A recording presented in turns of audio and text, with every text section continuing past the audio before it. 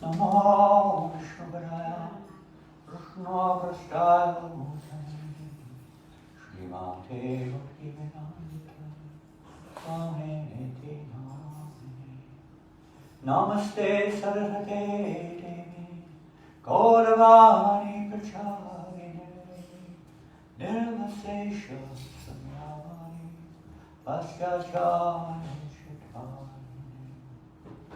Jaya Sri Krishna Chaitanya Prabhu Nityananda Shri Advaita Gadadhar Srivasadi Gauravantam Hare Krishna Krishna Krishna Hare Hare Rama Ram Ram Hare Krishna, welcome everyone. Nice to see some new faces. I see some of you I've not seen before, although I come more or less every year. If you want, you can put the screens down. I don't think it'll make any difference. You might make it a little bit brighter, the pictures. You can even, today we're going to be doing mostly a PowerPoint presentation. And the reason being is Haribol and Hare Krishna. That this week has been a very historic week in the history of ISKCON. ISKCON is the short term of the name of this association, the International Society for Krishna Consciousness. So today we will be dealing with one of those. Actually, we'll be covering the others a little bit. Historic events. And why is it historic? Well, let's see, today is what? 14th of September. And so those who are regulars, those who've been practicing for some time will obviously know why it's so historic and significant. 3 days ago on our Western calendar, we call Gregorian calendar, was September the 11th. Now, obviously in our modern age, September the 11th rings a bell. Maybe not a very nice bell, but it rings a bell in most people's minds. It was the day when the Twin Towers were dismantled, one way or another. That was on September the 11th, not by chance, but by whatever reason it was. But on September the 11th, our spiritual master, Srila Prabhupāda, not in 2001, but in 1969, so this year altogether. But in 1969, he set foot on the English soil, so to speak. He arrived in Heathrow Airport on September the 11th, 1969, for the first time. So that's one significant factor. Then during this week, well, we're mixing up a little bit here, but not that much, because on more or less the same day, actually, I think it was the 9th of September, Srila Prabhupāda was on the ocean going towards the equivalent of this year's 9th, going towards America. And on board that boat, he wrote one famous poem, Prayers to the Lotus Feet of the Lord. And it's a beautiful poem, which we're not going to cover today, but very significant. Prabhupada was keeping a diary on board of the boat of his daily events which were taking place. He then, of course, yesterday, September the 13th, on our calendar this year, the equivalent in 1965, which is the year when Srila Prabhupada arrived. September the 17th was the Gregorian date, but today we're going by the Vaishnava calendar. It's a calendar which is composed, it's a lunar calendar, it's not a solar one. So on the lunar calendar it would be the equivalent of the 17th of September, which is today on our Gregorian or solar calendar is the 14th. So it's actually today is the equivalent of Srila Prabhupada's arrival, 1965, in Boston, in America. We'll be hearing about that. Now, how many years ago is that? Some of you can work it out if you got a 70. A degree in mathematics or something like that. Somebody said something back there. Who said something? 60. 50, 60, 70. Any rise on 70? Seems like forever. Who said 60? Hands up. Two of you. Okay. Who said 70? That was me, and then I changed my mind to Okay. 60. Who said 50? Oh, I heard 50 pop out somewhere. Maybe they're too embarrassed by now. Well, the vote was 60, 2-1. Okay. Yes, it was 60 years ago. If you use your computer or calculator or something these days. But 60 years ago on this day, not this day, yesterday, our spiritual master Srila Prabhupada arrived in America. This is a long story, and today we're going to... This is a picture, by the way. This is not from 1965. This is about 1968, I think, when Srila Prabhupada went back to Boston, and he's walking along the pier, looking out across the harbour. And this is basically what the situation was in 1965. He was alone, completely alone, and well, with the captain of the ship in the case of Boston, stepped off the boat and walked onto the shore in Boston for a few hours, an hour or so, and then back on the boat. We'll hear more about that. So this is Boston, USA. Today is a very big festival there, yesterday and today, to celebrate this event, 60 years since the Hare Krishna movement came to America, and since this ISKCON movement began, because it's officially begun the year after, but this was the first step in terms of its entry into the Western world. It's an eternal program, it's not a new movement, it's the oldest movement in the universe, because it's the nature of the eternal self. It's nothing to do with religion, only as much as religion assists the awakening of our self-realization of our eternal nature.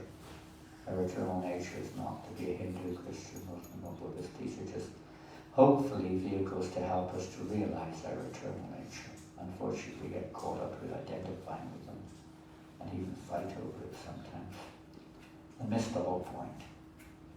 The point is to love God or to realize our relationship with Him and our eternal relationship, not just a sentiment, I am a servant, but to actually realize our actual relationship. If you say to someone, what you know, the man, the woman, what's your relationship with your wife? You say, I'm married. Okay, it's true. Nothing more? No, nothing more. I know nothing about her. I don't want to know anything about her, really. I'm married, that's all. Full stop. Well, you know, it's a start. You generally know a little bit about your wife or your husband. You might not be so good, but at least you sometimes know something. There's some relationship there, it's not like we're just robots going around, I am married to Mrs. So-and-so, Mrs. So-and-so is married to Mr. So-and-so. It's a personal relationship which has numerous aspects of emotional exchange that doesn't exist if it's not there in our relationship with God. The reason it's there is because it's there in our eternal nature. But we generally don't go that far because we're still stuck on the material nature. Religion is not just meant to facilitate our material nature, it's meant to help us to get free of it. To get free from this bodily identification. We all identify with the body, we're very attached. The religion is supposed to help us step by step, it takes time. But generally it only takes us so far because it's based upon, it's from Maimika Dharma, based upon material principles. It's not based upon absolute. Well, it's related, but it's not very deep, put it like that. Anyway, we'll move on to today's subject. I can't remember where we're starting here. Okay. Now this is something very interesting. Many of you are not aware of this. Maybe one or two of you are. We said some prayers before we began speaking a few minutes ago, and one of those prayers, Namo Vishnu Vidaya Krishna Prastaya Bhutale Srimati Bhaktivedanta Swami Namo, and so on. These are the prayers we offer to our spiritual master, offering our respects to him, and basically taking shelter of his instruction, his guidance to help us in evolving in Krishna consciousness. Now, this is a similar one. However, this pranam, this offering, the mantra offering to Srila Prabhupada, was compiled by Srila Govinda Maharaj, who was a disciple of one of Prabhupada's godbrothers. He compiled this. Prabhupada actually asked for this. He was both ways. And Srila Sridhar Maharaj very much appreciated and wanted that this offering should be made to our spiritual master Srila Prabhupada. And he was a very dear godbrother of our Srila Prabhupada. So he compiled this beautiful offering, or pranams, respectful pranams, to Srila Prabhupada. And Srila Prabhupada very much appreciated it. In fact, they used to do sometimes, I don't hear it now, sometimes it was offered to Prabhupada. Namo Vishnu Padaya Krishna Prastaya Bhutale Swami Shri Bhaktivedanta Prabhupadaya Te Namah Guruvamyam Shirasirito Shaktavesha Svarupine Hare Krishneti Mantrena Paschatya Prachatarine Vishvacharya Prabharya Divya Karunya Muktaye Shri Bhagavata Madhurya Gita Jnana Padayine Gaura Shri Rupa Siddhanta Saraswati Nishevine Radha Krishna Padam Bodho Bringaya Gurave Namaha. Little translation here. He's offering his humble obeisances unto his divine grace, A.C. Bhaktivedanta Swami Prabhupada, who is Krishna's beloved associate, and who came down to this plane from Goloka. Goloka is the eternal abode of Krishna. He's not like us. These personalities, the Shakti-Vesh avatars, Nityasiddhas, they are eternal associates of God. They're not conditioned in the material world like we are. They're ambassadors of the spiritual world. As Jesus said, in the world but not of it. They come from the spiritual realm and the desire of the Lord to try to help to wake us up from their illusion. We're all in illusion, thinking the goal of life is to achieve some material objective.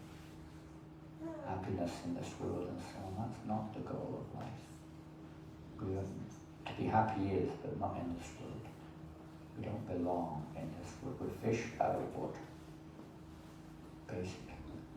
Taking the order of his guru on his head, he is the Shakti-Vesh empowered avatar of Nityananda Prabhu personified. It's not an ordinary statement, is it? Empowered avatar of Nityananda personified. This is coming from the outside of our official ISKCON movement. He's a very elevated Vaishnava, but he's in the same branch, you would say. He distributed the Hare Krishna mantra all over the Eastern and Western world, delivering and uplifting all fallen souls. He is the best of millions of Jagat Gurus. Please come in. Please come in. Make yourself at home. I don't know if you have more chairs, if anyone needs a chair.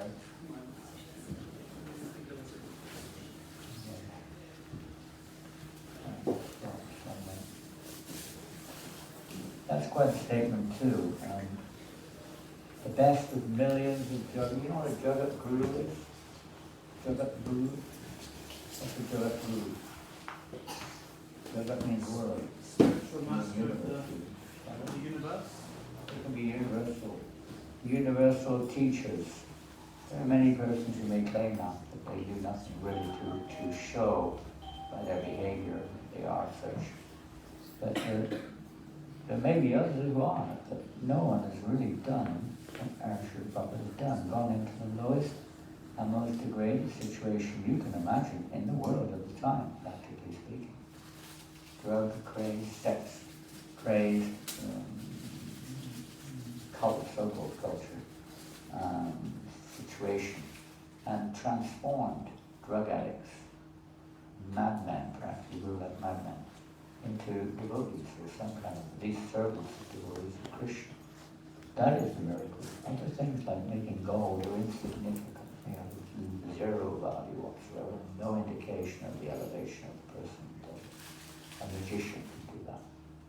It's not at all a spiritual activity. Don't be fooled by such persons. Do these things, walking on water, flying in the sky. Witches can do that. It is not a godly act. It's to transform the lives of conditioned souls. That is what determines a spiritually advanced person. Don't be fooled by mundane glitter. He has distributed the sweet nectar. He is the personification of divine mercy. He has distributed the sweet nectar of Srimad Bhagavatam and the transcendental knowledge of Bhagavad Gita all over the world. Prabhupada's Bhagavad Gita, you could say, is the only one which has transformed people's lives. Otherwise it remains an interesting philosophy of speculation with no practical application hardly, or misapplication in most cases. Even great souls are heralded as great souls by many people, but they do not understand what is Bhagavad Gita. Who is Krishna? They think Krishna is the impersonal Brahman or unmanifested, within or something or another. He's not. He's the supreme personality of Godhead. He's the most person of all persons. And it's simple as that. We just have to make everything. He's the one speaking Bhagavad Gita, not you or me or somebody else. Who are we to say what he's saying? He says what he says, and that's what it is. We don't need to interpret it. Srila Prabhupada just said exactly as it is, what Krishna said. And that is how the transformation, otherwise we remain in a speculative world or a materialistic world. If we love someone, we follow what they say, not what we say. He is constantly engaged in exclusive devotional service to Srila Bhaktisiddhanta Saraswati Prabhupada, that was his spiritual master's name. Srila Rupa Goswami, who was one of the greatest proponents, or let's say, deliverers of the pure line of devotion to Krishna, the philosophy and the pure devotion.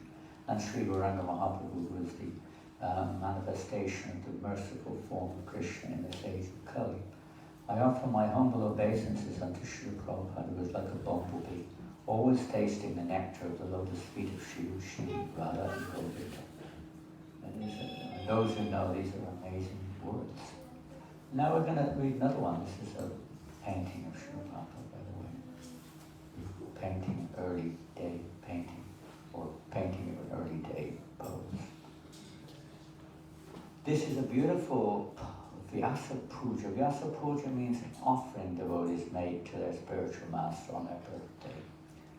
So, which wasn't long ago, when Srila Prabhupada honored his birthday a few weeks ago. But this is by one of my godbrothers named what's his name now? BBT editor in San Diego.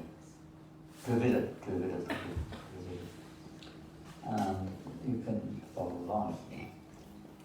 Trapped within samsara's or devouring blazing fire, we had no hope of rescue till your Guru's strong desire inspired and empowered you to boldly cross the sea and teach the truths of bhakti so some souls would be set free. O Prabhupada, your mercy, only my treasure now, and to your soothing lotus feet I bow. Get my instruments together here. Someone's got a madanga? Got a madanga, please. Who knows how to play a madanga? Anyone? Pick up a madanga. Very nice. A very simple beat. It'd be nice to have a button presser here with two eyes and one finger. That's all you need. You know how to press buttons? No, buttons are here. Up there, we don't know. Who would like to come forward? I can. Okay, anyone who's close at hand. So I don't have to stop playing these little singles. You can press once now. There will be pictures of Prabhupada in between. These are his books, some of them, the early days. The books were so important, spreading this knowledge, Krishna consciousness. You haven't got the books, get them. Okay, next button. Patiently you taught us how to chant the holy name, and how to dance and how to sing, and what was life to aim.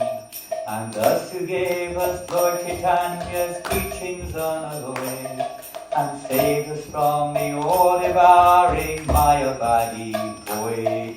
Oh Prabhupada, sing together. Oh Prabhupada, your mercy is my only treasure now, and to your soothing lotus feet I bow. Jai, Srila Prabhupada ki jai. That's in San Francisco, 1974 or 5. At the Rath Yatra. We had a Rath Yatra yesterday in Brighton on the seashore. It was amazing. It was raining all morning, and the wind was blowing, and at 2 o'clock when the Rath Yatra started, the sun came out. The wind still blew, but it wasn't so blowy.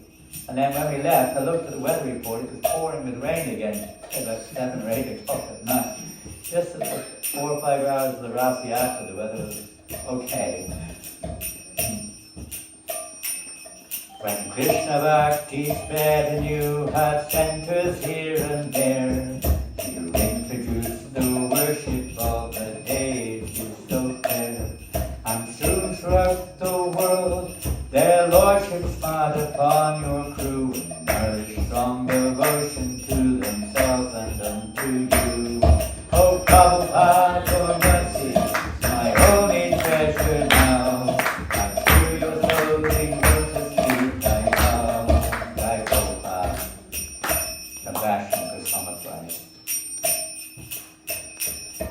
For Sodom was your special weapon, no one could resist. Once the Sunday feast had started, no one could resist. Halava sweet rice, kiss the chord, subjects poor is Christ. The reason of their breath you did, their tongues and hearts entice. Oh Prabhupada, your mercy is my only treasure now, and to your soothing lotus feet I bow. Jai Prabhupada, Los Angeles. The books you showered down upon the masses and on us, taught scripture's sacred essence, bhakti pure and treacherous. And while you wrote to relish Shri Radha Krishna's name, and form and pastimes, qualities and everlasting fame. Oh Prabhupada, your mercy is my holy treasure now, and to your soothing lotus feet I bow. That's Srila Prabhupada Bhaktivedanta Manor in 1974 probably, 73 I think, the African. I don't think that was there in 73. For managing your ISKCON with the whole world as your stage, meeting, preaching, traveling as a man of actual age. You serve the Lordship Shri Radha Krishna in your heart, arranging for their pastime in Vrindavan's secret part. Oh Prabhupada, your mercy is my only treasure now, and to your soothing lotus feet I bow. Prabhupada in Mayapur is just ringing the bell, going around today. Probably 1976, probably, as far as most say. The Guru is as good as God, you said, and some were shocked. But you simply quoted scripture you did not concoct. And sure enough, for those who worship you as they would God, the path of bhakti opens wide and joyfully is God. Oh Prabhupada, your mercy is my only treasure now, and to your soothing lotus feet I bow.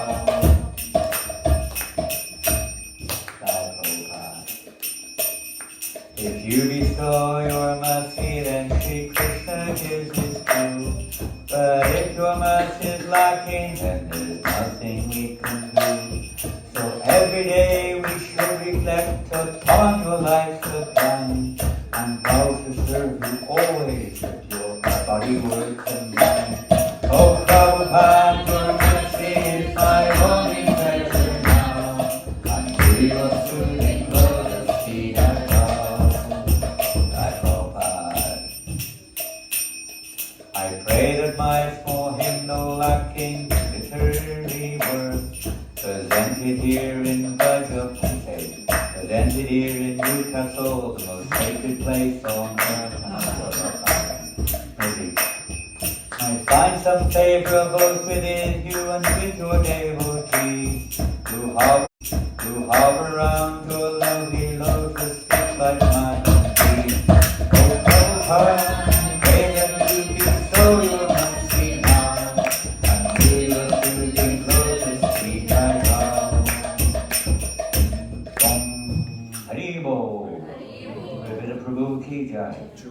There are many similar beautiful poems which the Lord has written, many songs we could sing to enter into the mood.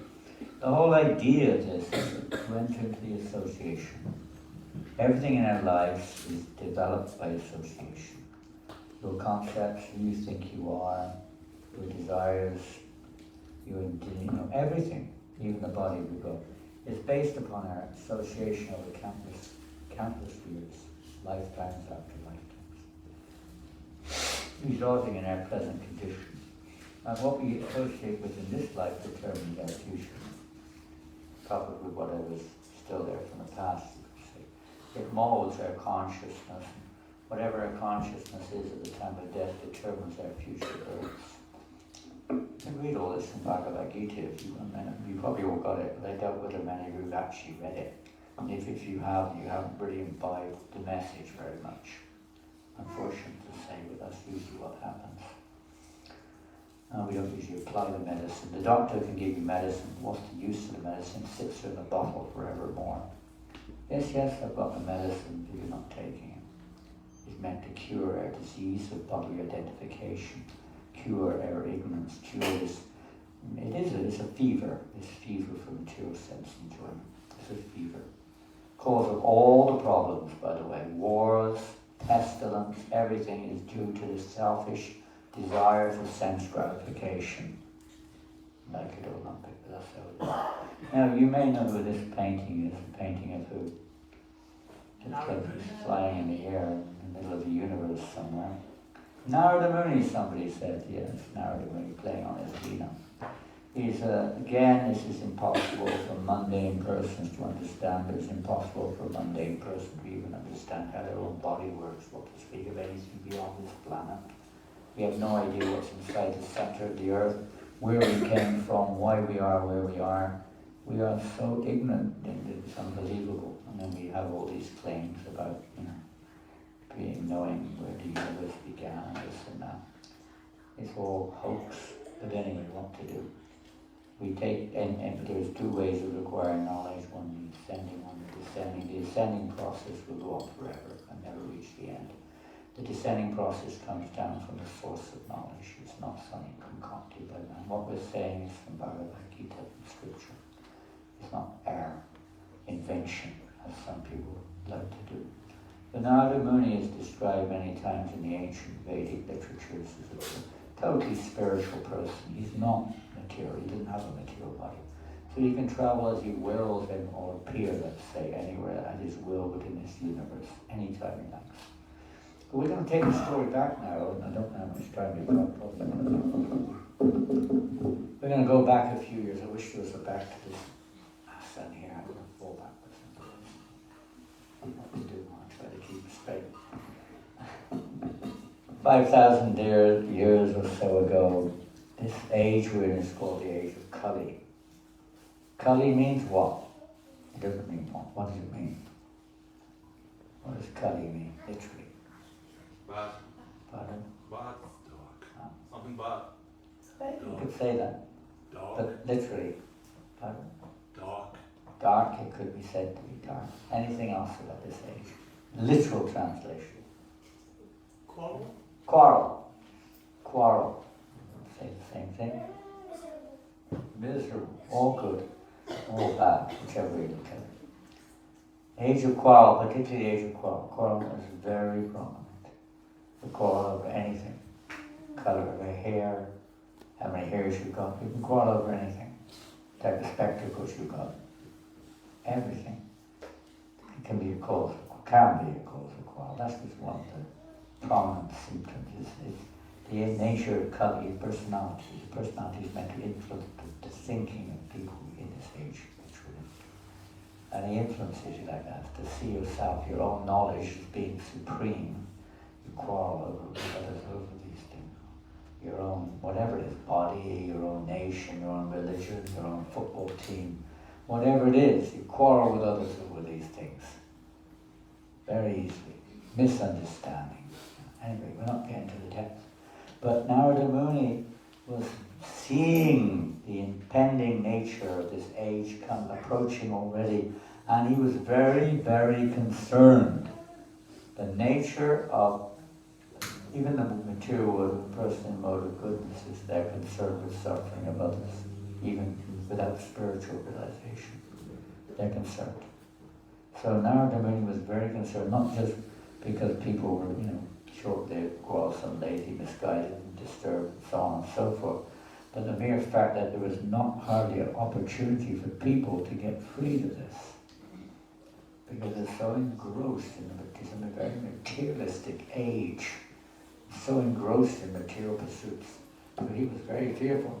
Not fearful, he was very concerned, compassionate, disturbed. What to do about this age? It was a terrible age. The poor people are going to be suffering like hell. So he went to see Krishna. Krishna was still on the planet. So he went to see Krishna. Hari Bol. Hari Bol. Hari Bol. Where's Prema? He didn't come. Prema's here. He's here. Hari Bol Prema. Right. So he went to see Krishna, and Krishna at that time was in Dwarka. It's a long story, I'll cut it real short. And Krishna assured him, don't worry, that in this age I will be appearing, and I will be giving the most wonderful opportunity for the inhabitants of this planet, particularly this planet, to become delivered from their, awful situation. Totally. Have no fear. You please spread this news everywhere. So he's going, spreading this great news around the universe. The Lord will appear in Kali Yuga. Normally he appears in hidden form also. This is also hidden form. He's going to appear. Even though Buddha is an expansion of the Lord, this is empowered expansion to prepare the way. And then he appears at the end of the age as Kalki, but that's another thing. But actually positive in this age, the Lord will appear in this particular Kali Yuga as Lord Chaitanya. And then Narada Muni went even into the spiritual realm, because he's an eternal associate of the Lord. He went to Vaikuntha, he went to Nilachal, he went to everywhere, Dwarka, everywhere.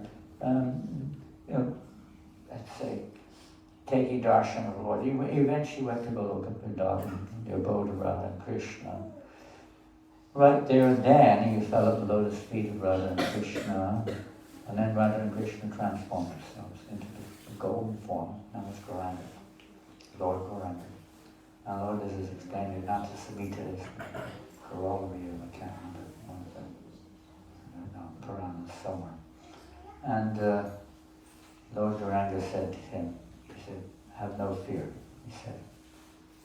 I will destroy the sinful activities of the age of Kali with the powerful chopper of Namasankirtan.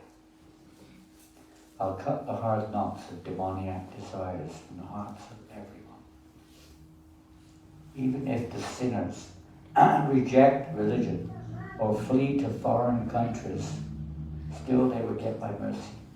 I will send Morsenapati Bhakta, my chief field commander, to go everywhere and deliver them. This is written in Nata Samhita. I can't remember exactly which scriptures it comes out of, one ancient scripture, that this will happen in this Kali Yuga. that his chief field commander will go all over the world spreading Nam Sankirtan, which is the Itishwadasha Kamnanam Kalakamashanashana, the only counteracting method or process to really counteract the root, not just the effects, but the root problem that we're identifying in this material world. We're attached to this material world, so on and so forth. We have to live in it, we have to do our duty, but unfortunately most of us become entangled like anything. So this is the method. And not only that, to cut those knots, as Kamarvanta, the Bandhu, to cut the knots, but to awaken in every one of us this relationship, this memory, a relationship with the Supreme. Make sure they get prasadam. Make sure these guests get prasadam before they go, please. Who's in charge here? I don't know. Make sure they get prasadam. Nobody should leave without prasadam. Ladies, don't go. Make sure they're running away. Make sure they get prasadam, please. And a book. At least one. So this is Lord Chaitanya with his associates coming to spread praying, love of God, praying Sankirtan, through the congregational chanting of the holy name. It's simple. People are simple and rather dull in this age, brainless, lacking intelligence. Krishna Varan Krishna Krishna Sangopam Vishnu Parshadam Bhagavatam states that intelligent people in this age of Kali will worship the Lord by the performance of Sankirtan, by chanting the holy name. That is intelligent people, not the ones who study the Vedas. They will never come to this conclusion. That was quick. You just came back, or you didn't? Oh, saying that was really quick. She changed her mind. I drove you out, and she drove you back in again. Good. I'm trying not to drive you out again. I get a little hard sometimes. So this is so simple. You don't need a big brain to chant Hare Krishna. In fact, you have a big brain, it's more difficult to chant. There's so much stuff in there. But just keep your life simple and chant Hare Krishna, and it's perfection of life. Go back to God again. Distributing the love of God, Chaitanya Mahaprabhu and his associates did not consider who was a fit candidate, who was not. Nor was such distribution should or should not take place. They made no conditions. Wherever they got the opportunity, the members of the Panchatattva, that Lord comes with his associates, close associates, they're called the five tattvas, the five truths, Panchatattva. They distributed the love of God. The flood of love of God swelled in all directions, and thus young men, old men, women and children were all immersed in an inundation. A magnetic attraction. The Krishna consciousness movement will inundate the entire world and drown everyone, whether one be a gentleman, rogue, or even lame, invalid, or blind. That's from the Chaitanya Charitamrita scripture, which was compiled maybe 500 or 600 years ago, well, 500 years ago now. And I'm going to jump over. This is an order of Lord Chaitanya for everyone to take this up and spread this movement, give this knowledge to others. This is the only panacea for those suffering in this age of Kali, is Krishna consciousness, particularly the chanting of the holy name. And then we're going to glance forward a few. We're missing out many of the other facts and figures and other statements of the times, but we're jumping forward because of time. This is a painting of a great personality named Bhaktivinoda Thakur, who appeared in the world almost 200 years ago. He appeared in 1838 in India, and not far in Bengal, some of you may be from Bengal. And his life mission was to, let's say, resurrect and present to the world the teachings of Krishna, the teachings of Lord Chaitanya, in a way that people could apply in their lives. The pure bhakti, Shuddha bhakti, pure devotional service. And he was definitely another transcendentalist. I mean, he wrote hundreds of books. He was the chief magistrate for decades in Orissa. He had 12 children, and he wrote hundreds of books and hundreds of songs, and he established 550 centers of Krishna consciousness. No ordinary person could even think of any one of those things. I think you ladies would be busy with 12 children. I don't know. How many have you got? Anyone got 12 kids? And the ladies have 12 children. You have to work pretty hard to maintain in this day. People are so poor in this age. When I was a kid, many people had 10 children, only the husband worked and there was no problem. Now husband and work, you're from a big family? My mother had 13 children, just see. You know, they survived. Now maybe sometimes they die anyway. You know, they kill most of them in the womb these days. You know, they can't even maintain one kid. Both husband and wife are working. What a nonsense society. You're crazy. Both husband and wife are working. You can't even maintain one kid in an apartment. And eating rubbish food. Isn't it? Be honest. It's a struggle, isn't it? You have to go to college for 6 years. For what reason? So you have to work like a dog for the rest of your life to pay back all the bills. Your college bills, your mortgage bills, your car bills, because you have to work 100 miles away. It's mad. People are so enamored by it all. They're so out of touch with who they are and what the material world is all about. It's unfortunate, but what to do? We have to live with times that are within. So practical, how we can live in this world but not be captivated and overwhelmed by it. And you know, when you become overwhelmed by it, it's not just being overwhelmed and being an enjoyer. You're afraid, you're in anxiety, you're depressed, you get angry, you become lusty, you become greedy. It never ends. Never ends. I mean, all the time people are protesting about this and that, isn't it? You kick one government out, 2 weeks later you want to kick the next one out, right? There's no choice. It's like ants on a piece of wood burning at both ends. Nobody knows what to do. The leaders have no idea either. I guess they're trying their best, but they don't really know what to do. Well, they do it. Certainly not satisfying the people, that's for sure. So back to Thakur, he was very practical also, very wise man, materially, spiritually, everything. So he found this foundation, this mission to spread out of India at least. And he made some predictions. These predictions were 1886.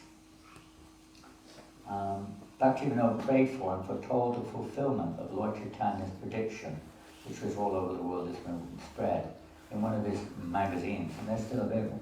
Lord Chaitanya did not advance himself to liberate only a few men of India. Rather, his main objective was to emancipate all living entities of all countries throughout the entire universe and preach the eternal religion. We have a little way to go yet.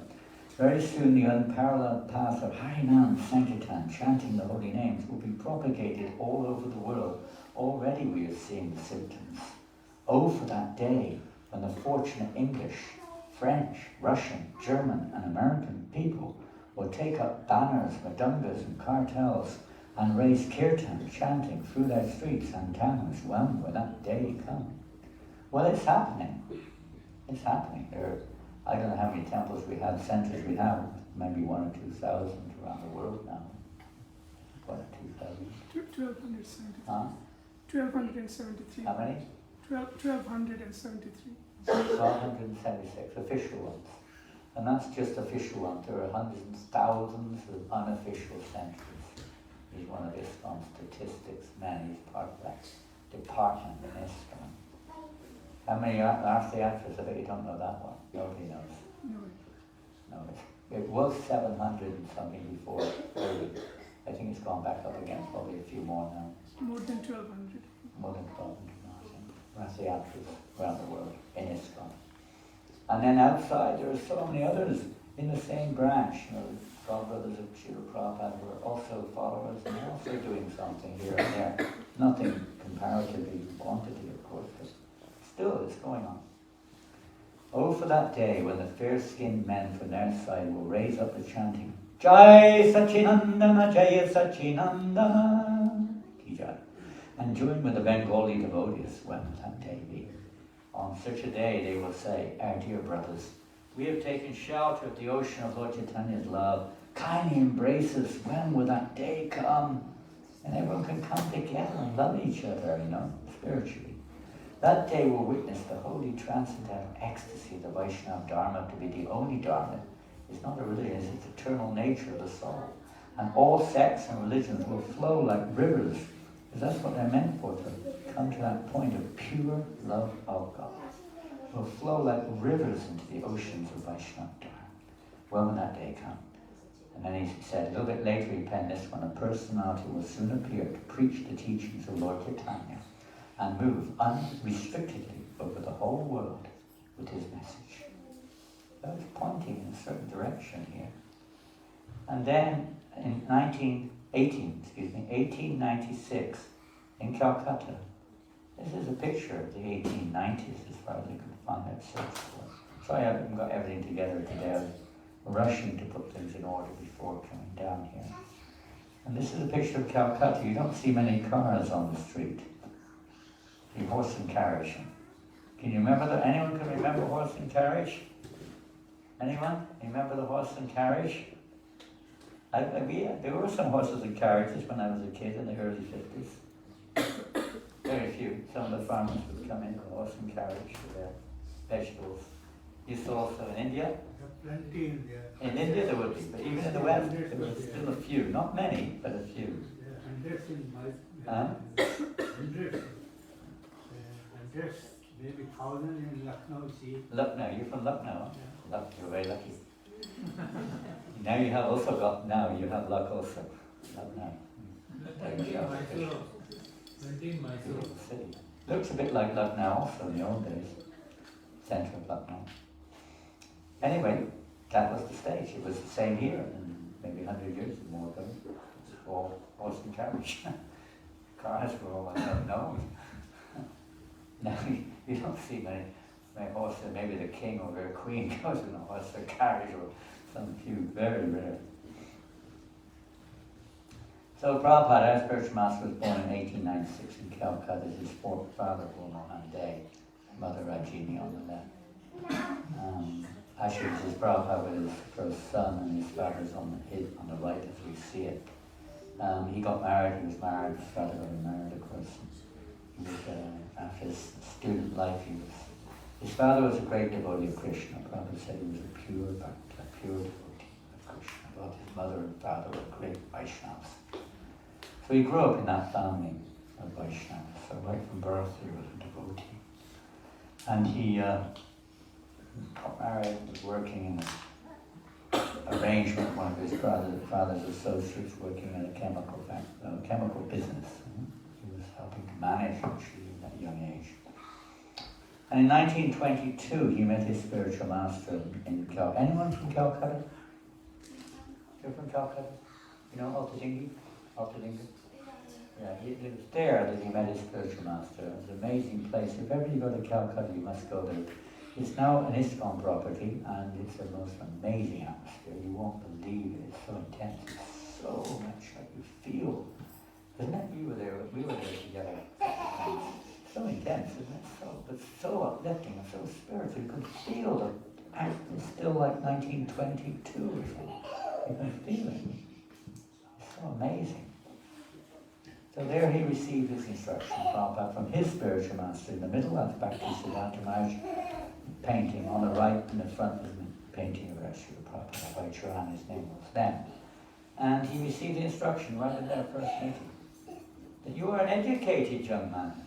You should try to make your mission in life to preach this message of Lord Chaitanya in the English language all over the world. That was at his first meeting. Can you believe it? No, any of you coming for the first time today? Yeah. First timers? Several of you are coming for the first time today. So there's quite a lot of you. So imagine if you were given an order today. So now you were what's your native language? Hindi or what? What's your native language? Kerala. You're from Kerala? Canada. Oh, you're from Karnataka. Karnataka. So you're from Karnataka. So you're very expert in the Kannada language. You should immediately go. Well, of course, Karnataka as a state is not spoken outside of Karnataka very much. But the English language is spoken all over the world, Even in Karnataka, many people like yourself, many educated people, they all know English, right? Educated people, college students and so on and so forth. So education is often in English. And this is even in France, Many of the colleges are teaching in English. In France. students from all over the place come there to go to university, and they only teach English, and they don't speak a word of French. So in English, somehow or another, for better or for worse, has become like a worldwide language in various ways. So, you know, Canada's not a worldwide language in the same way. Even if you were told to go back to Karnataka and preach now for the rest of your life, you'd probably, what? You know, what is this? You know, are you joking? You know, Prabhupada took that to heart, but he didn't do it right away, but it really penetrated his heart. So powerful, a powerful instruction from this great saintly person. And in 1933, 11 years later, he took initiation from that same personality. Diksha, spiritual commitment, spiritual initiation from the Siddhanta Maharaj, 1933. And then later on he retired, he had 3 or 4 children, he retired from his business, his family life in the early 50s. And he dedicated his life then to trying to see how he could fulfill this need, this instruction, this mission of Lord Chaitanya, to give this opportunity all over the world, everywhere. East, west, north and south. This is a picture of inside a room in a temple in Chippiwada. Chippiwada, is anyone from Delhi? Any Delhiites here? Anyone from Delhi? I was there for 3 years. Born in Delhi? No, not born, but worked there for 3 years. You live there. You may know Chippiwada is a famous quarter in the center of old Delhi, right next to a famous mosque there. There's a big mosque in the middle, mostly Muslim area. But there's also temples there and many Hindu people there. Prabhupada stayed there for a long time, working on seeing how writing alone with no money, just day to day managing to exist. Gave it, left everything behind. Writing magazines, Back to Godhead magazine, and trying to distribute it. A little magazine which he compiled called Back to Godhead. Very simple in those days. This one's from 1944, October. Middle of the war, he managed to get this going. End of the war. And his Back to Godhead was the beginning of his literary presentation of Krishna consciousness. And he was alone. He had no institution. His institution was not interested in supporting his preaching, so he just went alone, basically. And then he moved in 1962. He moved, he was living in Vrindavan quite a bit of time. Vrindavan, the place of Krishna's pastimes in this world, near Delhi also. And he moved to this temple called Radha Damodar in 1962, and he began to write books, particularly one book called Srimad Bhagavatam. He realized that this was really the scripture for this age, along with Bhagavad Gita, for those who really want to see a change in the world. Change in the world, they say charity begins at home, so the change begins inside us. If you don't change inside, you can't change anything outside. If we're lusty inside, you can't stop lust out. If you're unhappy inside, you can't make happiness outside. If you're not peaceful inside, you can't bring about peace outside. This is the basic premise which is lacking. So to give people this opportunity, he was writing these various literatures. And there was the famous, this is a tomb, it's called the Samadhi of Rupa Goswami, who we mentioned earlier, was basically the personification, you could say, of pure devotional service. He presented the philosophy in so many wonderful written format and showed the paths of pure devotion. So that's his tomb or Samadhi, and that was in the same temple where Prabhupada was staying, so he took shelter. It said that that same personality manifested himself on the spiritual platform to Srila Prabhupada one day and said, "Don't worry, you go ahead and take this message all over the world. I will be with you, I assure you. Do not fear." So he assured him of that. And then Prabhupada, eventually actually what happened was,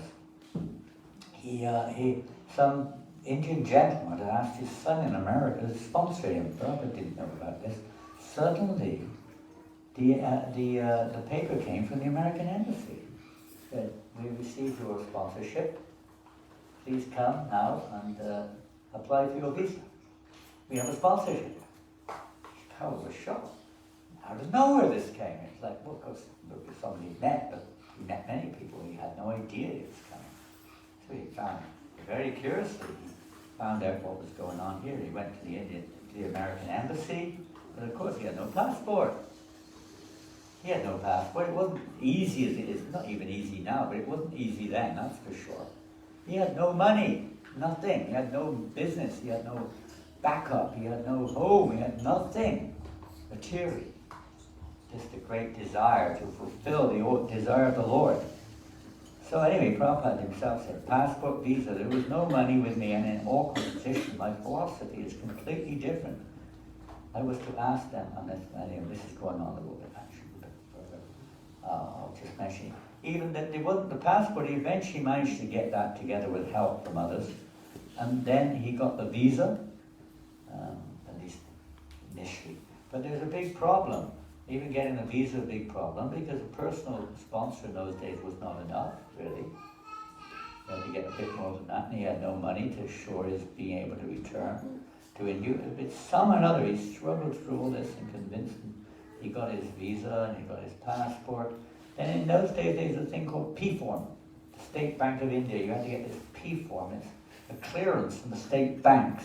So, if anything goes wrong, you've got some, security. They can bring you back and pay your bills so that it doesn't come back on the Indian government. But he couldn't, how could he get that with not even a penny, a bank account? Didn't have a penny to his name practically. There's some other reason. These things are very, very different. I think this slide's out of place, I'm not sure. Let me see. Oh, maybe not. Yeah, here it is.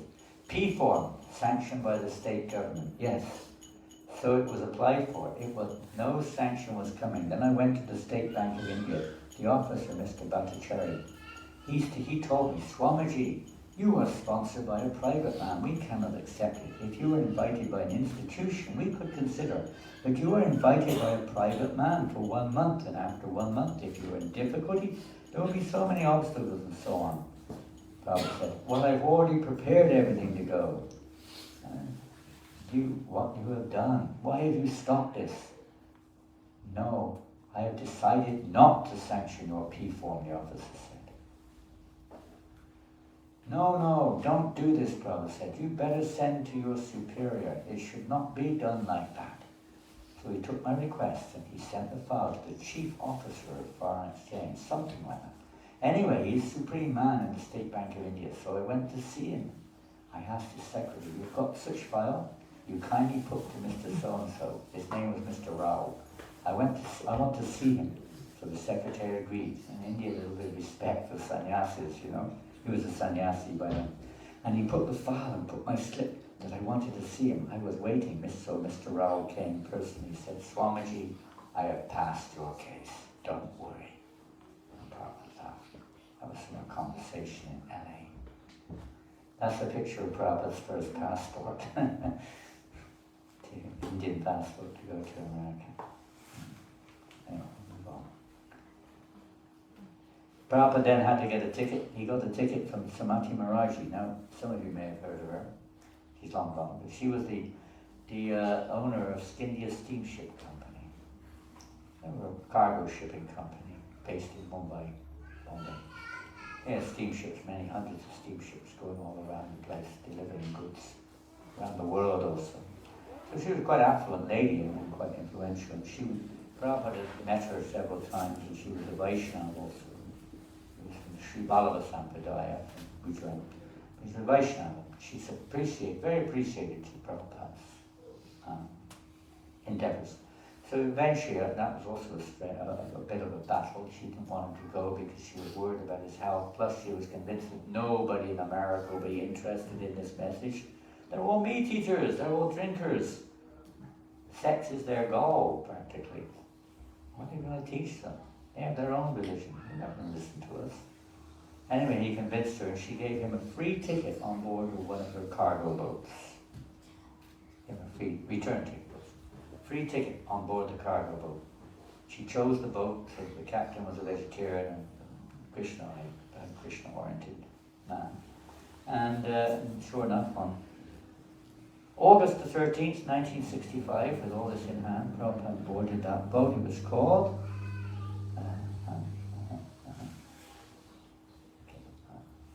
I'll go back to this boat. This is a painting of him boarding the boat. There were others went to the docks with him, but basically he was alone. And he was carrying that suitcase. That's a pretty much the type of suitcase he had then. He didn't have many possessions. And he boarded the boat to go to America alone, age of 70 years of age, no money. No one in America knew anything. In fact, this sponsor in America, when he got the message from Prabhupada that he was actually coming, he was shocked out of his skin. He said, "Oh my God, the Swamiji is coming!" He couldn't believe it because he'd sponsored many on his father's request, Indians to come, but no one had ever come. But now the Swamiji is coming. You know, what to make of this, you know? What are we going to do? His wife was American, he was an Indian, but his wife was American, and it's like, whoa. He had never seen anything like it. Bald-headed, pink robes, old man, paint on his forehead. Couldn't understand what it was. A real shock. So Prabhupada got on the boat, and in Kerala, there's a city, Kochi. They loaded on, Prabhupada had, through Samadhi Maharaji, arranged the 200 sets of this is actually a picture of those books. 200 sets of these books, 3 volumes of the first part of the Srimad Bhagavatam were loaded onto the boat in Kochi, in Kerala. Quite something. And they loaded them on to Prabhupada to take to America with it. So this was like, Prabhupada one time said, he said, they both said, "Srila Prabhupada, you went to America with 200 sets of the Bhagavatam." Prabhupada said, "No, I didn't. I didn't take 200 sets of Bhagavatam. Srimad Bhagavatam took me. I was just a servant of the Bhagavatam. They took me to their best." The devotee doesn't think, I am doing. It's simply instruments for the love of will of God. So he said, the Bhagavatam took me. I didn't take the Bhagavatam. He wouldn't have been able to go. It was like going to battle with no weapons, you know. Good idea, but not really a good idea. Nice sentiment, but it's not realistic. So he considered this was his strength, the Srimad Bhagavatam, the holy name. And he also had these little brochures called India's Message for Peace and Goodwill. Nice little brochures. He had a few thousand. And Samadhi Maharaj's secretary, Mr. Choksi, arranged for these printings to advertise the Bhagavatam and explain a little bit about the movement he hoped to establish. And that's the picture of the boat on the sea, Jaladuta. MV Jaladuta. That's a picture from the actual Scindia Steamship Company, so you know it is actually the Jaladuta. Because it's a caption underneath. It means the messenger of the water. A nice name, huh? Some saintly person crossing the ocean with the most important message, messenger of the water. Really prophetic. Prabhupada's name is there, he remembered. After all, Prabhupada said, there were 2 days I was attacked in heart on the ship. He had like heart attacks on the boat. It was so rough, so austere. Then you had a dream, Srila Prabhupada said. Prabhupada, one of his disciples named Srila Prabhupada, and Prabhupada's servant said, "What was that dream, Srila Prabhupada?" And the dream was, "I must come here." I thought it was instruction you got. Prabhupada, the dream was that Krishna, in his many forms, was bowing the row. What is it called? Rowing the boat. Bowing the row. I like that. I think I prefer that to rowing the boat. Bowing the row.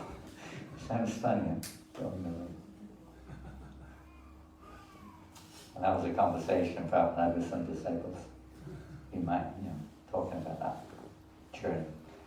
We have to move on. This is a quick one. So now we're going forward. The Samadhi actually recovered. The ocean calmed down. The last part of the journey was very smooth. And the day before he arrived in Boston, he was keeping a diary. So he said, "Today is the 35th day of our journey. Yesterday night at about 10:30, we have turned one wheel, turned a different direction, towards the northeastern corner from the Bermuda latitude toward Boston port." The captain was telling him what was going on. Prabhupada would write it down like that.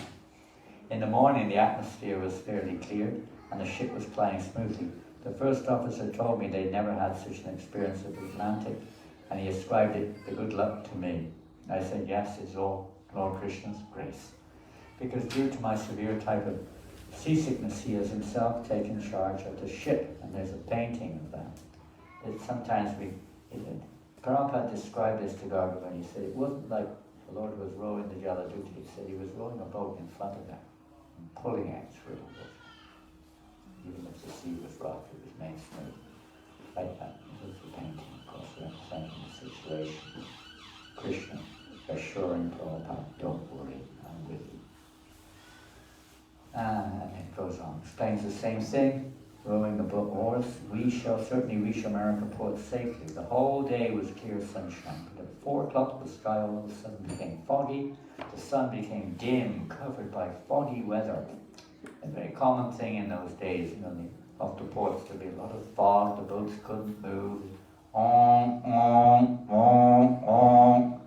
Like, 10,000 Calcutta taxis all horning at once. That's what a boat horn would sound like, the Calcutta horn, or anywhere in India, the horns.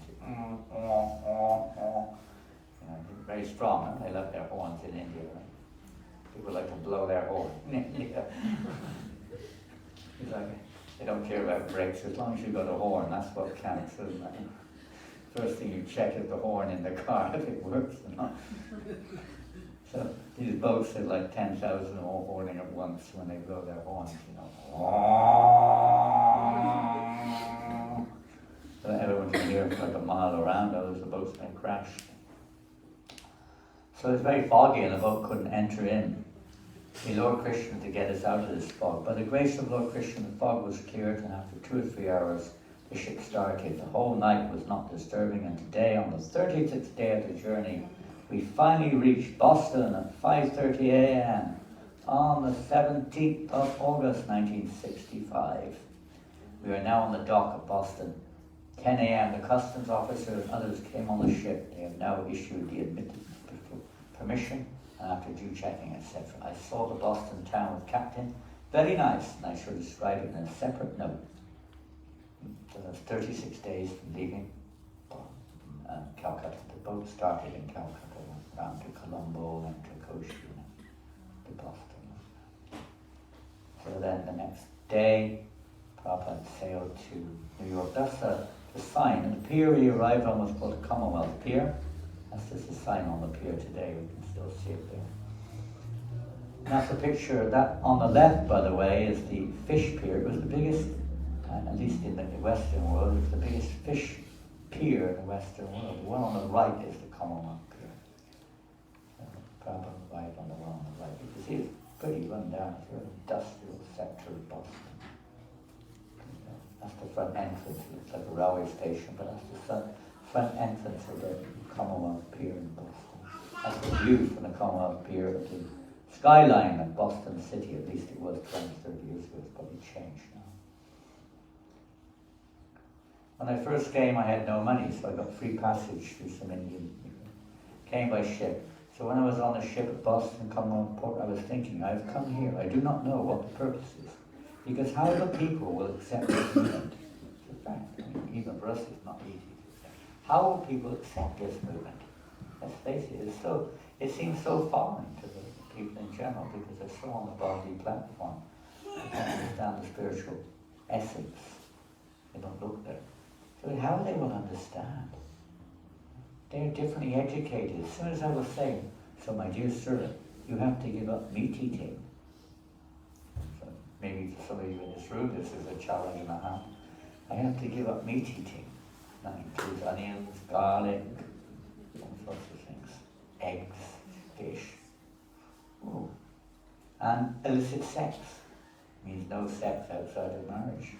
And even within marriage, it's meant for procreation, at least for the educator or the higher realms of society.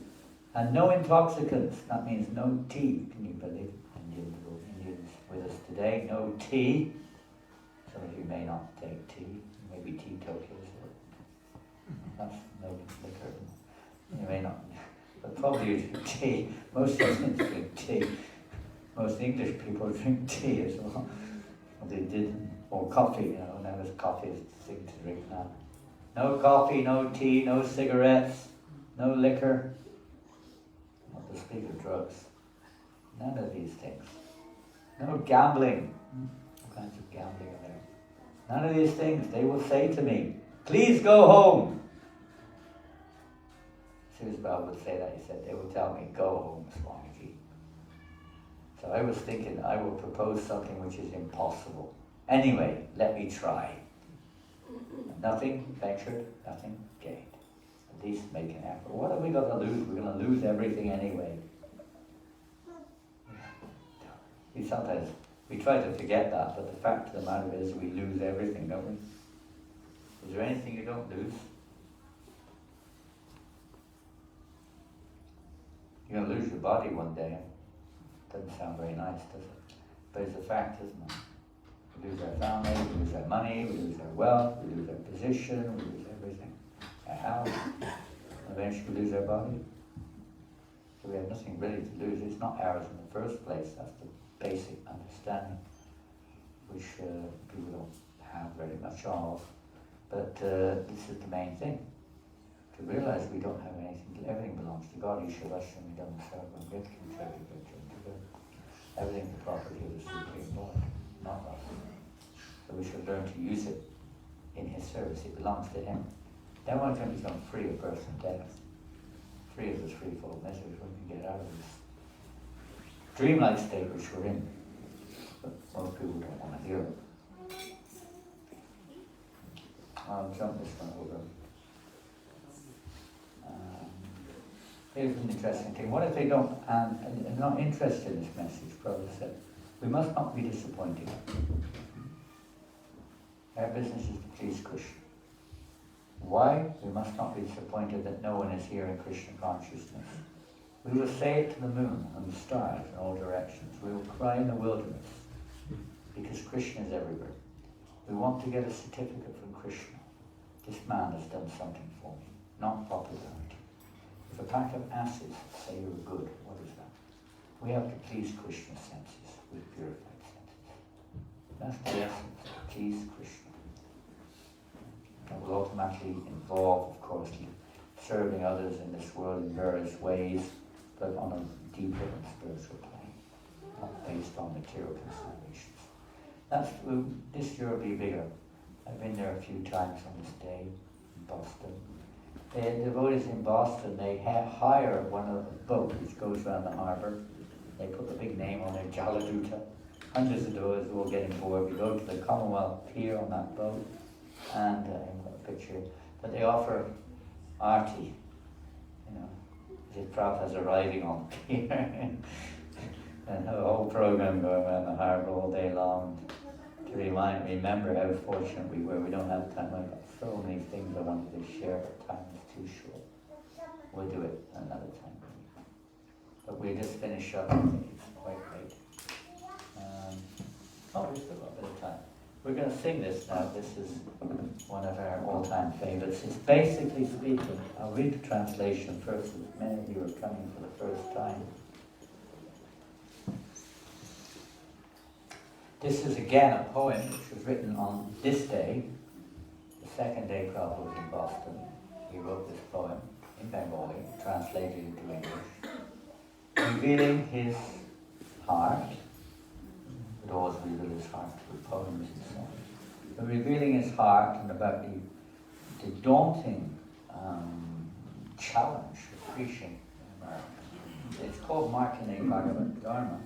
And Markandeya Bhagavad Dharma literally means preaching. This Bhagavad Dharma, this eternal religion in America. There's Nitya Dharma and Naimittika Dharma. Naimittika Dharma is for those in the material world who, we're so stuck up in the material world. And Nitya Dharma is the nature of the... Dharma means nature, but it doesn't mean a religion as such. It means that which is constitutional. So in the material world, these are Naimittika, means temporary.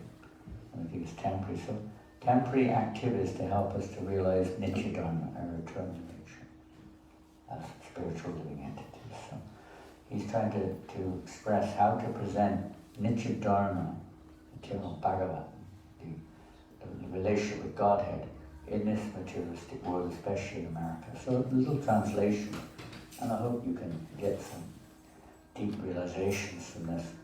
My dear Lord Krishna, Prabhupada is addressing Krishna. And we have musical accompaniment, I like it. You were so kind upon this useless soul, but I do not know why you brought me here. Now, you can do whatever you like with me. Does anyone here know how to play harmonium? Anyone know how to play harmonium here? You mean Well, to be able to follow? I just want a nice drone in the background, which is complementary to the endeavor to speak the words here. Anyone know how to do that? I know how to moan, but I don't know how to drone. Groan and moan.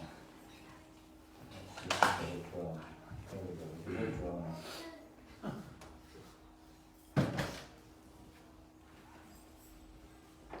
But I guess, do you have some business here?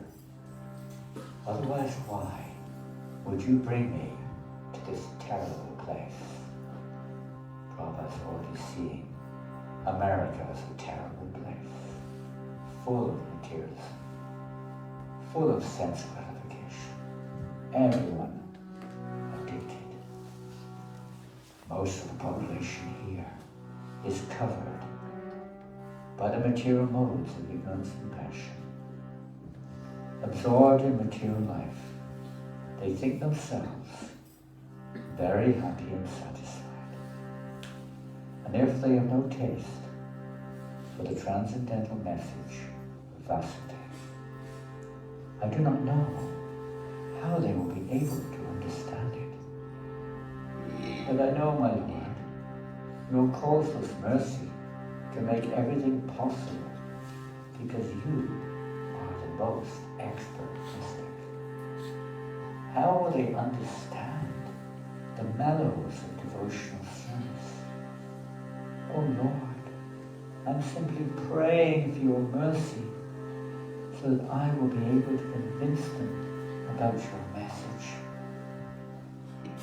All living entities have come under the control of the illusory energy by your will. And therefore, if you like, by your will, they can also be released from the clutches of illusion.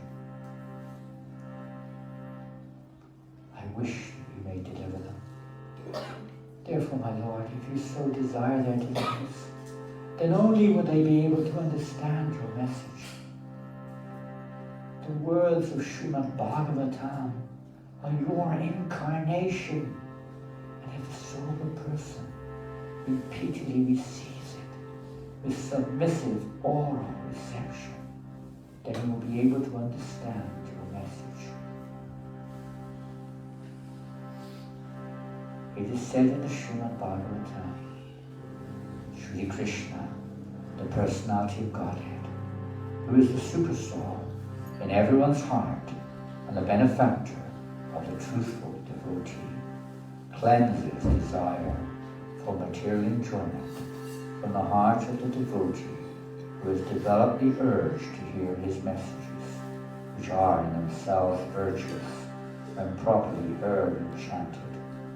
By regular attendance in classes on the Bhagavatam, and by rendering of service to the pure devotee, all that is troublesome to the heart is almost completely destroyed, and loving service unto the personality of Godhead, who is praised with transcendental songs, is established as an irrevocable fact. As soon as irrevocable loving service is established in the heart, the effects of nature's modes of passion and ignorance, such as lust, desire, and hankering, disappear from the heart.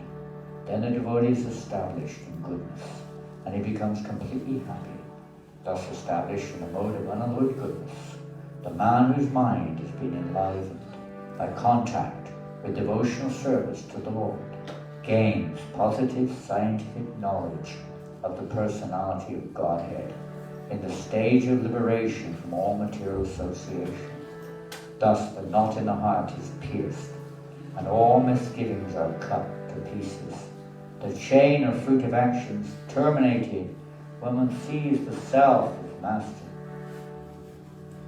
he will become liberated from the influence of the modes of ignorance and passion, and thus all inauspicious things accumulated in the core of the heart will disappear. How will I make them understand this message of Krishna consciousness? I am very unfortunate, unqualified, and the most fallen. Therefore I am seeking your benediction, so that I can convince them, for I am powerless to do so on my own. Somehow or other, O Lord, you have brought me here to speak about you. Now, my Lord, it is up to you to make me a success or a failure, as you like. O spiritual master of all the worlds, I can simply repeat your message. So if you like, you can make my power of speaking suitable for their understanding. Only by your causeless mercy will my words become pure. I'm sure that when this transcendental message penetrates their hearts, they will certainly feel gladdened and thus become liberated from all unhappy conditions of life. O Lord, I'm just like a puppet in your hands. So if you have brought me here to dance, then make me dance. Make me dance, O Lord. Make me dance as you like. I have no devotion, nor do I have any knowledge, but I have strong faith in the holy name of Krishna. I've been designated as Bhaktivedanta, and now, if you like, you can fulfill the real purport of Bhaktivedanta. Signed, the most unfortunate, insignificant beggar, A.C.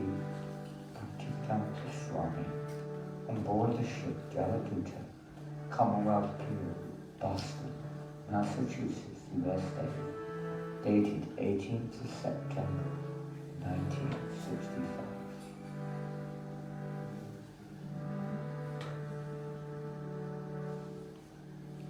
We'll try to sing this beautiful song. Someone can play Madanga. I don't know if you can follow. I think you can, Chaitanya. It's pretty good. Pratik might be better at following. Pardon? Pratik may be better at following than me. Who's that? Pratik may be better at following. Was he here? Where is he? Oh, here he is. I didn't know you were. Where are you living now, Steve? I heard you run away. Yeah.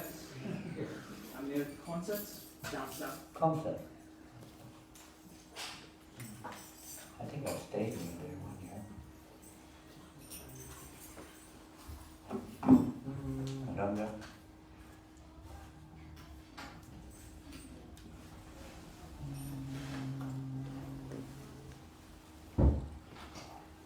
So when I mentioned the beginning association, what we're trying to do here really is just to try to associate with Srila Prabhupada, our spiritual master, and try to enter into his mood, try to enter into his heart. Of course, that's an unending, we could say, endeavor.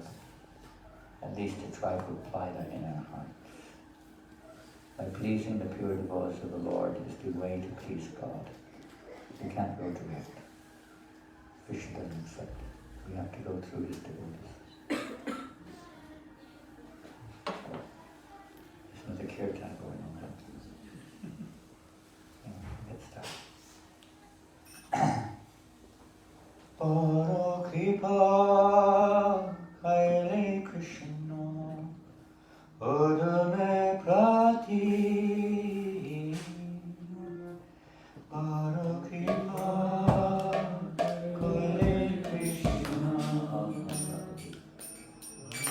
Adame prati.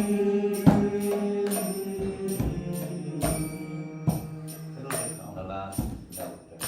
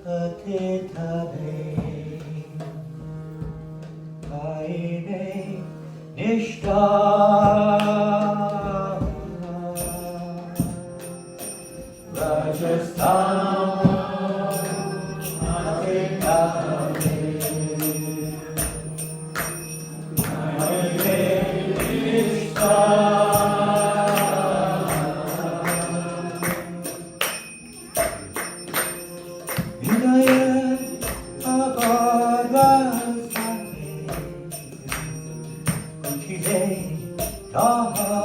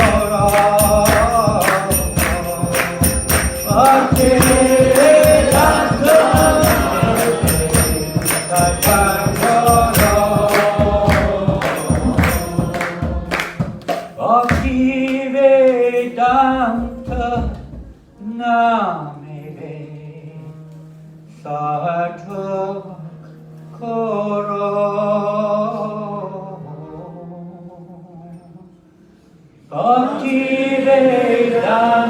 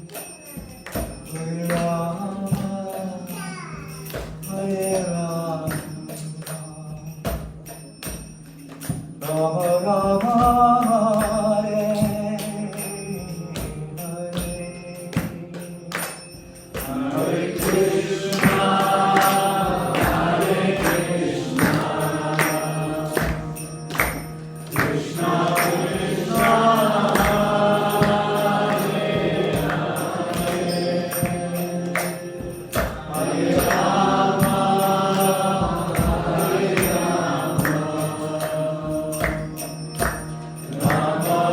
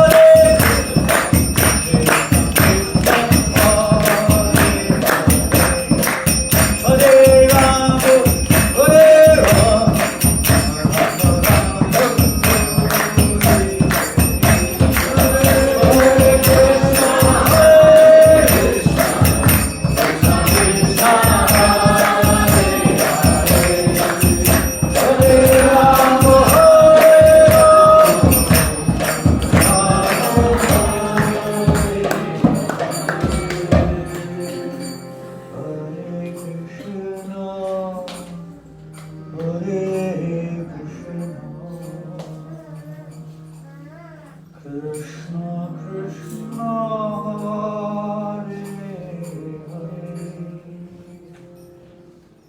Hare Rama Hare Rama Rama Rama Hare Hare Hare Krishna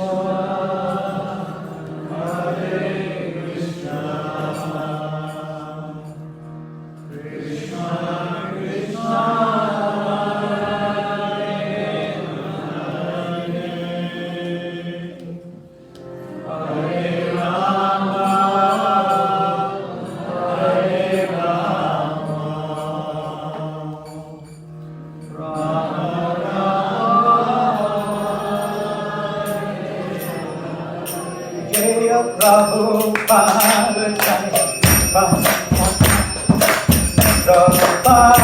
Srila Prabhupada.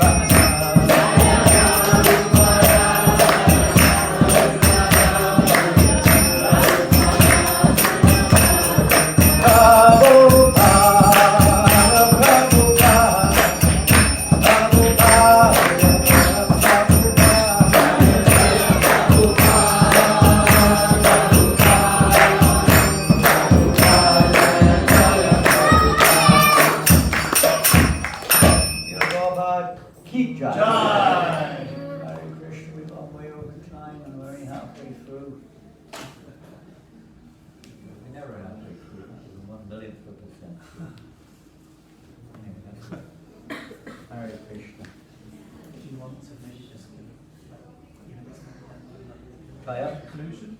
Yeah. The conclusion is absolute. This pastime is unlimited, unending.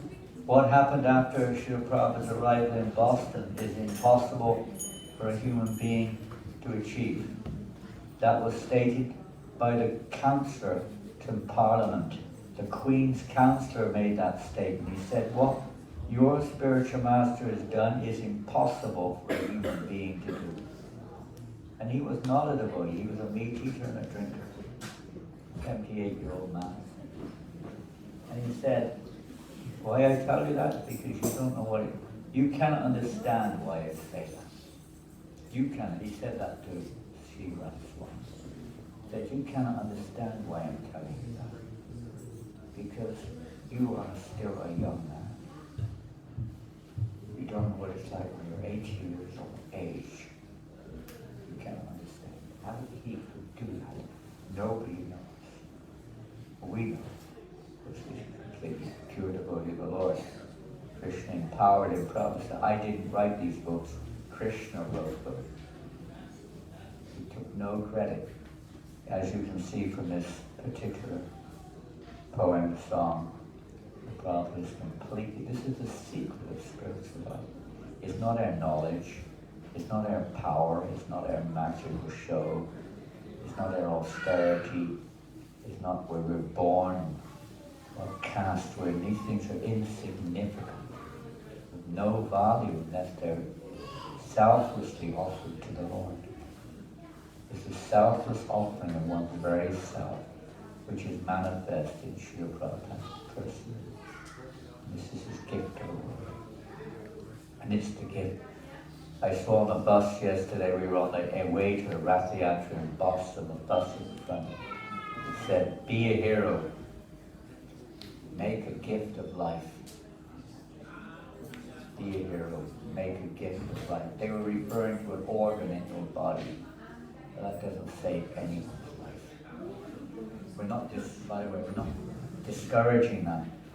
People are endeavoring to try to help each other. Material is also needed. Hospitals and so on are there for that purpose. But spiritually it does nothing. And it's the spiritual gift that we have to give. That is all that's lacking in the world today, is spiritual or Krishna consciousness. Nothing else is lacking. We may be misusing what's there. That's another thing. But everything is there. God has provided whatever everyone needs. We just misuse it maybe. But the reality is the missing link in this world today And we're not just speaking out of the box, we're speaking in the box. Our own lack of Krishna consciousness. That is what is lacking. When there's genuinely Krishna consciousness, loves every living entity. He has no enemy. Devotee has no priya. He loves everyone. He steals the spiritual welfare because when one is Krishna conscious, then one's sojourn, samsara cycle comes to an end. All misery comes to an end. All birth and death comes to an end. That is our human opportunity. Please take it. Hare Krishna. Thank you all for coming. I do have in my bag here, there's some magic tricks in here. We're going to finish off on a magic trick. We don't take that into account very much. But we're going to produce a magic trick here. We don't know, don't show them that you can't keep that away. You can't see what magic tricks is like. We're not going to pull out a rabbit or something, don't worry. We're going to pull out some books which will change your life. This is a book called Light of the Bhagavat. Some of you have got it, some of you haven't. It's available. I have a bag full of this amazing book. This is a compilation based on Srila Prabhupada was hoping to go to the West in 1962. He almost went to Japan. Someone was offering him some, sponsorship to go there. They didn't come through. The visa didn't come through. The money didn't come through. Different things. So he didn't go, but he produced. He had.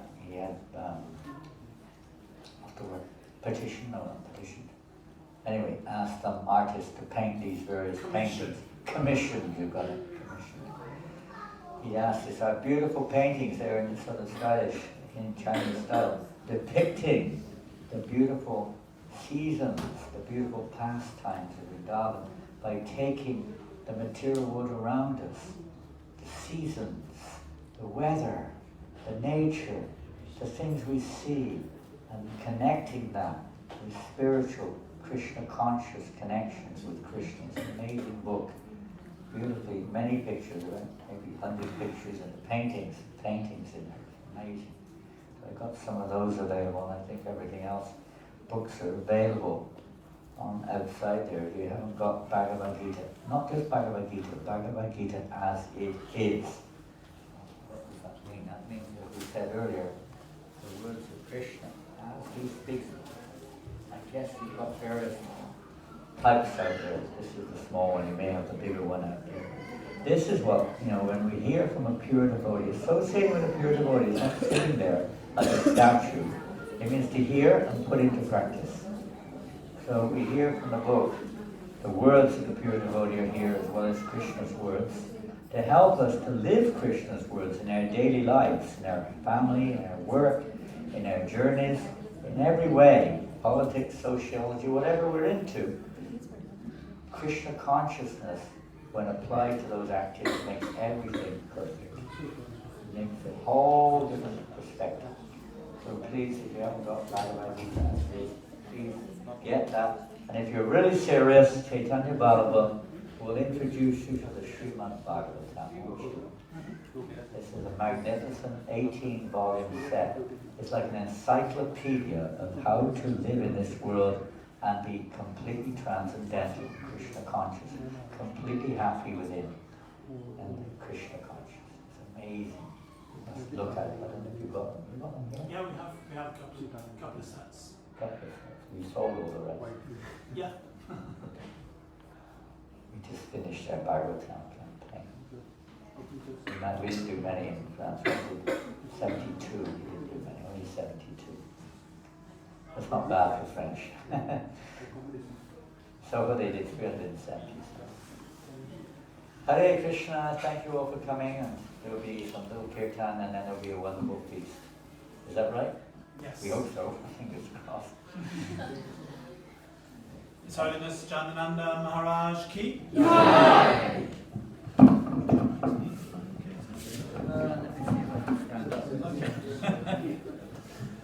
So we'd like to thank Maharaj for coming, and telling us the story of how Srila Prabhupada came to the Western world, going first to America and then spreading Krishna consciousness all around the world. And as Maharaj there was just explaining and showing some of Srila Prabhupada's books, Srila Prabhupada wrote many, many books, over 60 volumes of books. But one time Srila Prabhupada said that my books are just word jugglery to convince us to chant Hare Krishna. Of course, that doesn't mean that you shouldn't read Prabhupada's books. It means that we need some inspiration and some motivation to chant Hare Krishna. But this is the essence. So on that note, we're going to have Kirtan now. So we'd like to ask all of you to stand up. You've been sitting down a long time.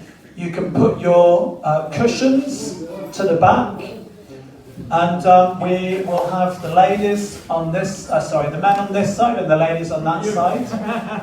And particularly when we sing Hare Krishna in Kirtan, you will get extra bliss, extra happiness when we dance along with chanting.